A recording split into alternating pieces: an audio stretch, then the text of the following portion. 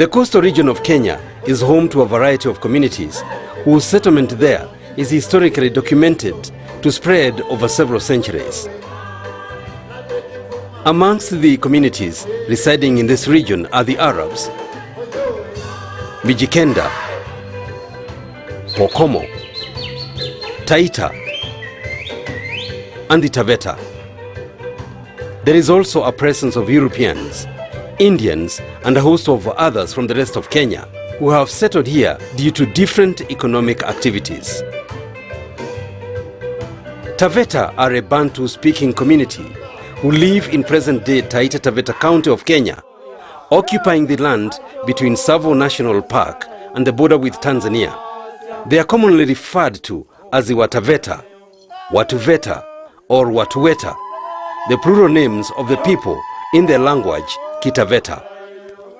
The Taveta are said to have already settled at the foot of Mount Kilimanjaro by the time of the Bantu migration from West and Central Africa of the 16th century.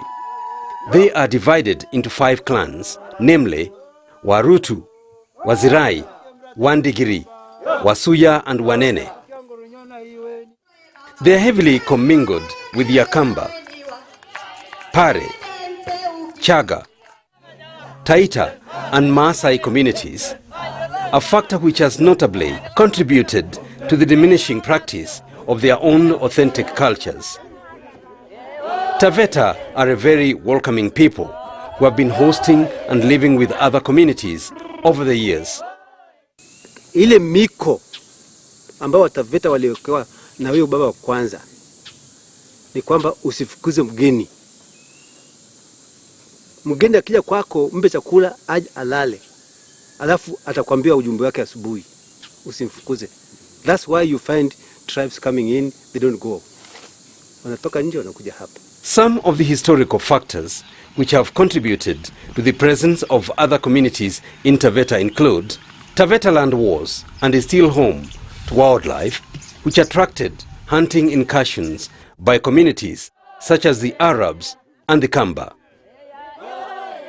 During the days of slave trade, Taveta was one of the major routes and centers for caravans from inland to the coast.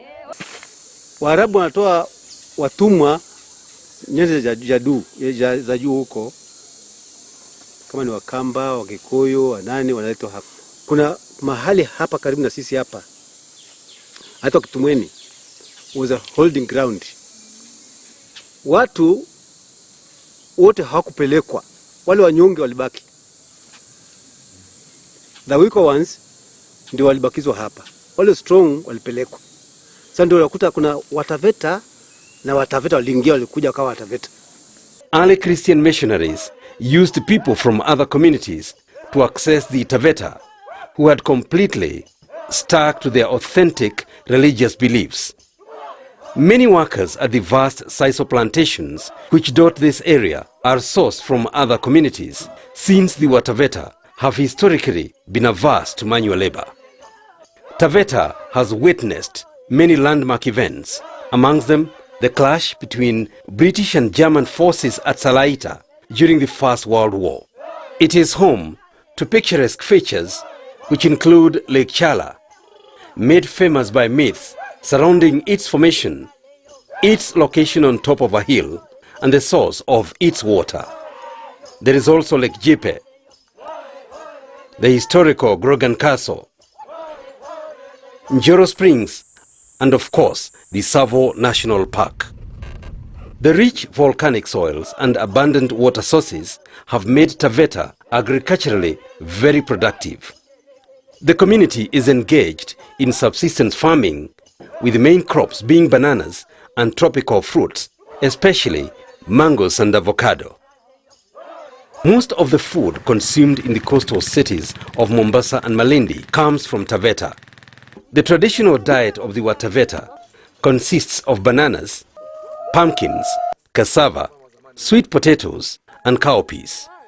In the past, they engaged in hunting and honey gathering, which gave way to rearing of cows, goats, and sheep, adapted from the Maasai. Nowadays, they practice beekeeping on a small-scale basis to harvest honey for medicinal and liquor purposes.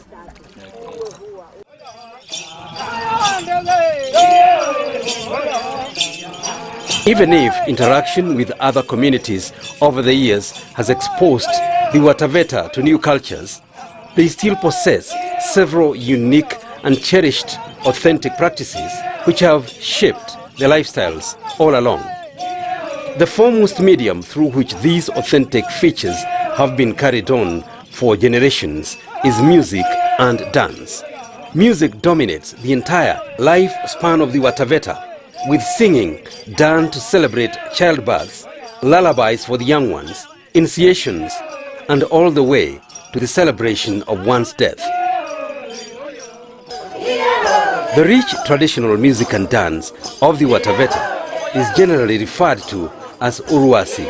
From ages past, Uruasi was used to celebrate all community events such as circumcision, marriages, installation of leaders, passage of authority amongst age groups, sacrificial ceremonies, welcoming victorious warriors, amongst others.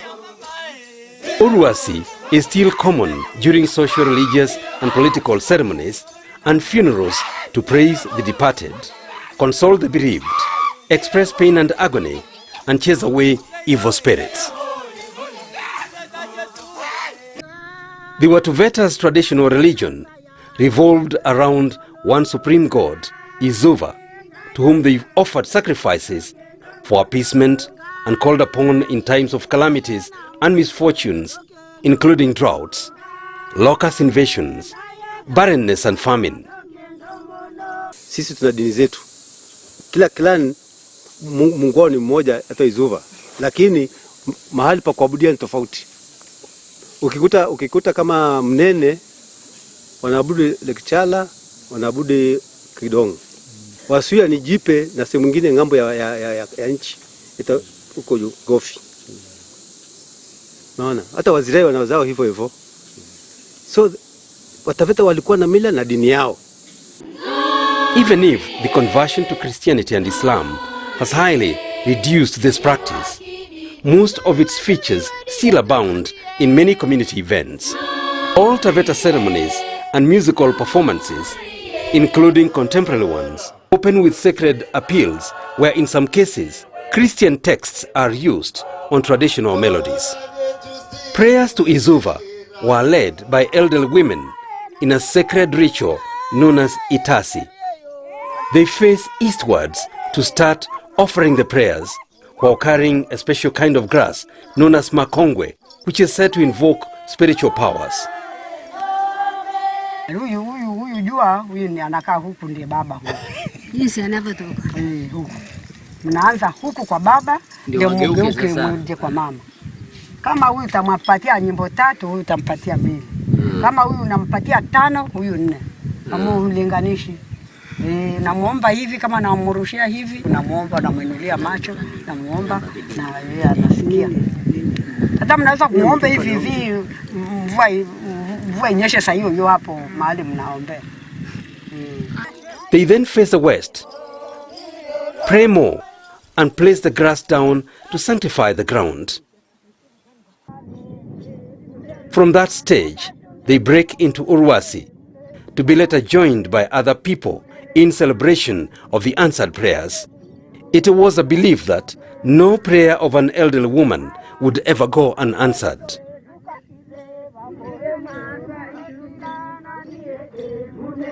The other important cultural event of the Watuweta, which featured Uruasi performances, was circumcision, known as Kisiole. This was considered a major ritual in training young people from the age of 18 to take on more adult responsibilities. For boys, it would be done at secluded areas in the forests, in purpose-built huts known as ngondi, while girls' ceremonies were conducted at home. The initiates, referred to as ngasu for girls and masiole for boys, were kept at these sites for several days to be mentored by community elders. Upon undergoing the cut, a repetitive chant is made by the old men conducting the exercise to alert the community that the initiates have crossed the crucial stage.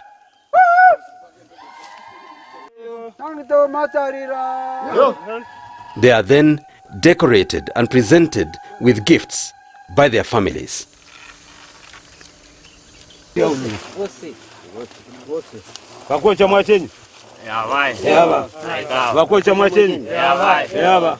Papa tasini. Eyo.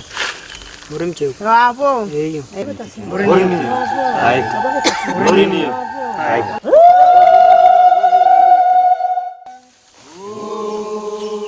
On the day of emerging from the seclusion, they are slowly escorted by chanting men all the way to their homes, where they are received by ululating mothers and aunties.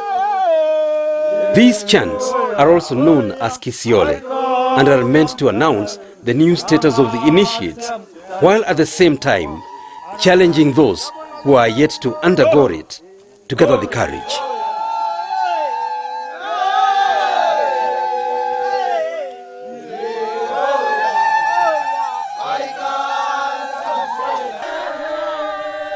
Circumcised boys display their new status by mockingly shooting blunt arrows at their aunts, who playfully jump around, teasing them to shoot more, a way of encouraging bravery and expressing pride.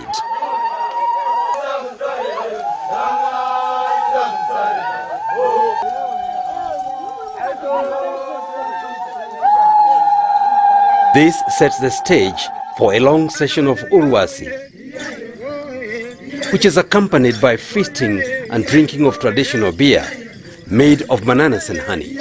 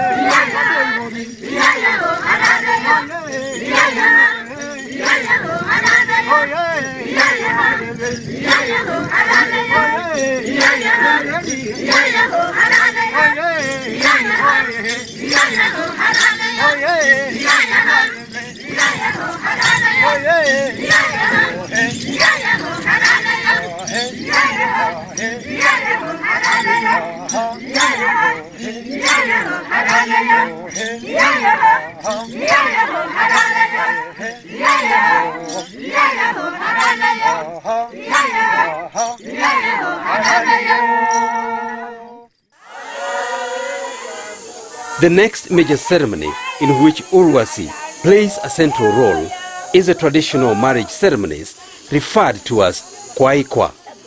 After the courtship and other premarital processes, a typical marriage ceremony begins at the bride's home, with relatives gathering to see off their girl.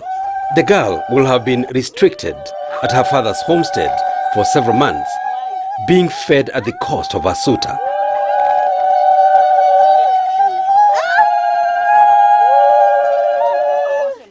The girl's relatives do insist on being given some presents by the man's side before she is released.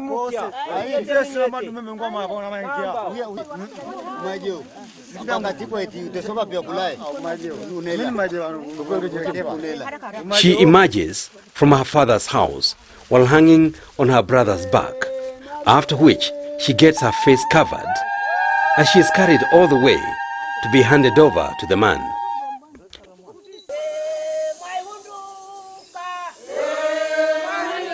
Her relatives sing Mwarigenda, a song which loosely translates to "You are leaving your home." Meanwhile, the man's relatives insert texts to welcome the girl to her new home in the same song. This exchange of song texts sometimes leads to the girl being snatched from her relatives and hurriedly carried to her new home. Once united with her husband, the bride publicly displays her new attachment to the man by slowly removing his shoes and other adornments. All this happening amidst song and ululation referred to as Ngalala.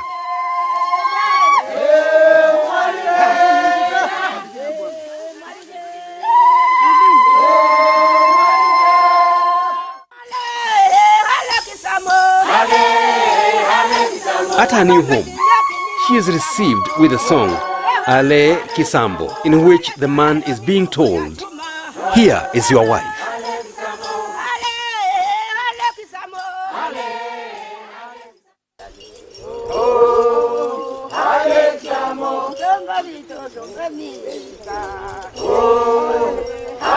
This is followed by feasting, drinking, and long hours of Uruasi.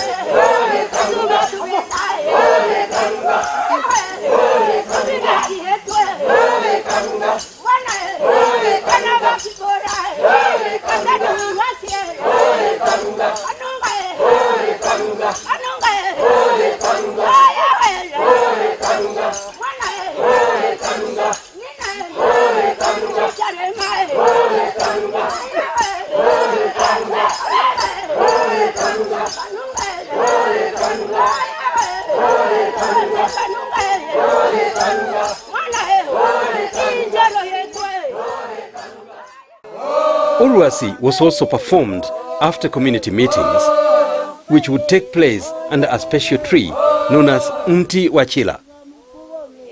The tree, believed to be more than a century old, is still found today at the site which was a court to resolve clan disputes and other societal issues by a governing body of elders known as Njama.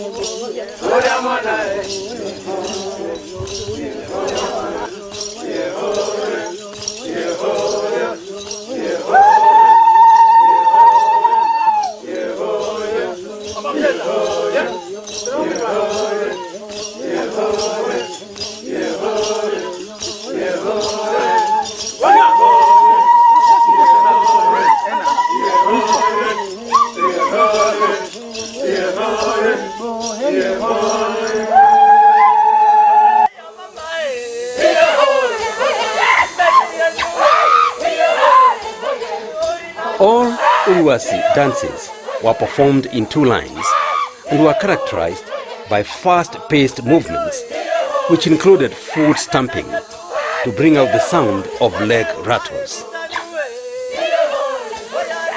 The ladies dance with their hands moving up and down on the sides of their body, in synchrony with their leg, chest and neck movements. Just like in the Maasai community, Uruasi performance has men alternately jumping to show off their agility and strength, as well as providing vocal interjections and ornamentations in between the songs. In some songs, the women also jump with the men, while many others climax at dancing in pairs.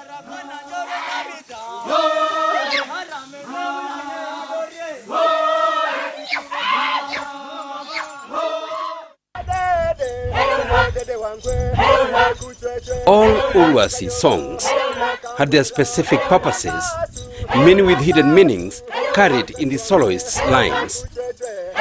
The song Odede says, "My beautiful one, dance with pride and shake yourself like a beautiful caterpillar."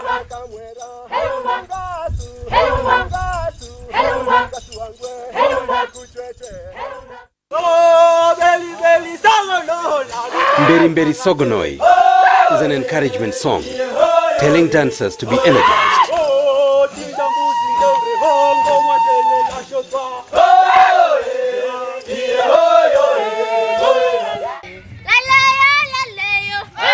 Laleyo, Laleyo is a congratulatory song for whatever is being celebrated.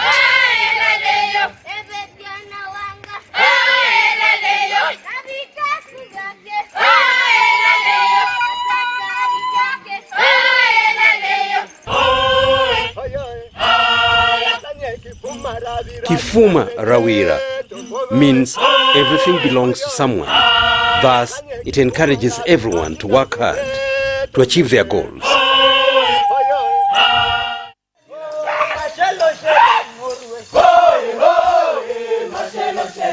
Masheroshero tells all that in everything you do it in moderation.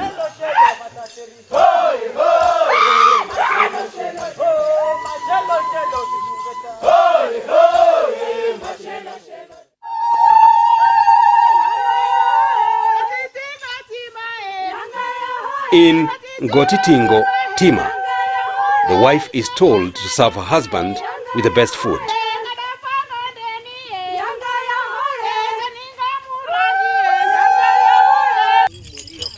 The garment adorned in Uruasi is a modification of the previously used colored animal skins, which were adapted from the Maasai.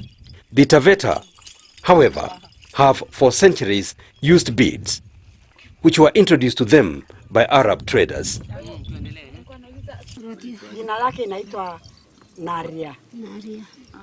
Naria hizi. Sasa hii ni mikazi.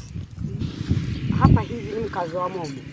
Hii ya kwanza kabisa imeshikilia hapa hii. Hii ni mikazi. Zote ni mikazi. Yote ni mikazi. Ngwata. Ni mikazi lakini huu ni ngwata. Hizi zingine maridadi tu. Hichi ni kisaribo. Kisaribo hiyo inakaa nyuma hapo. Inakaa nyuma kisaribo hii. Unavaa ukivaa hii, unavaa na hii, alafu na hii virusu hapa. Unaona? Yeah. Unaona? Unavaa vizuri. Unaona? Mpaka kujifungua hivi unajifunika. Ukifanya hivi usivulana kwa pale paka atoe pesa ndio akuone. Pale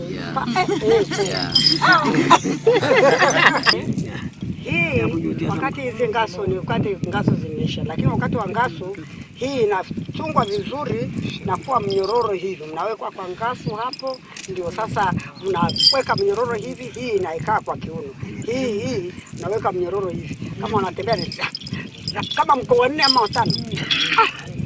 The performance that we are going to have now is from the Taveta.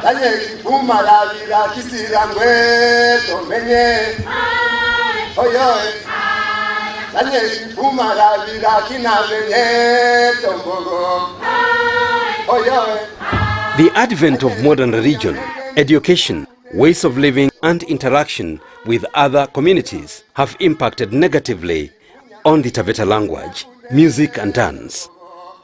Many of the performances today are at political and general public functions, since events like marriages have been taken over by the church.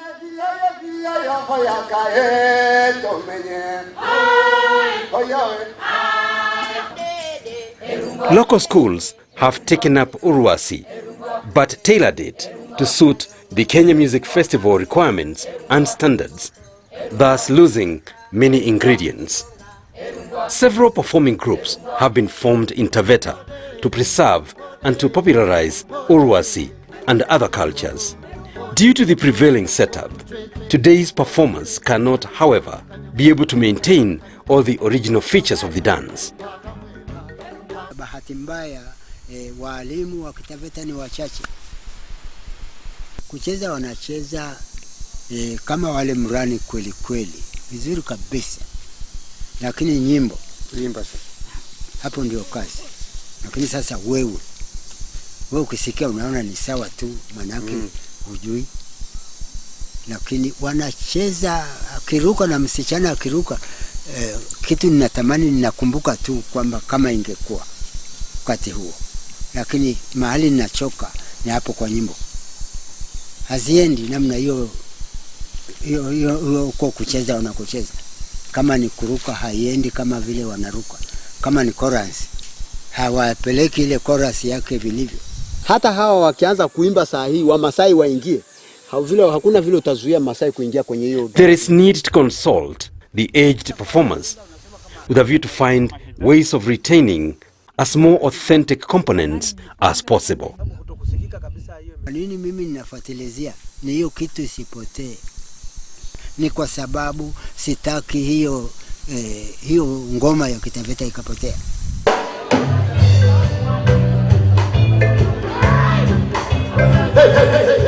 It is hoped that with more effort, the captivating Uruasi music and dance of the Taveta will find its way to a global audience.